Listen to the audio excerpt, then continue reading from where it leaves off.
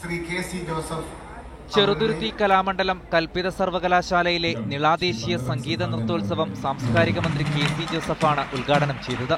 തുടർന്നായിരുന്നു നടി മഞ്ജു വാര്യരുടെ കുച്ചിപ്പുടി.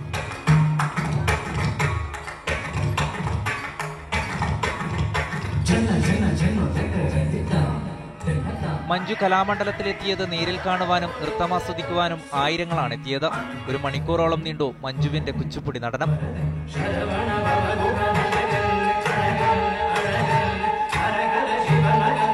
കേരളത്തിനകത്തും പുറത്തുമുള്ള വിവിധ കലാകാരന്മാരും കലാകാരികളും നവംബർ 8 വരെ നടക്കുന്ന ദേശീയ നൃത്ത സംഗീതോത്സവത്തിൽ പങ്കെടുക്കാൻ കലാമണ്ഡലത്തിലേക്ക് എത്തും.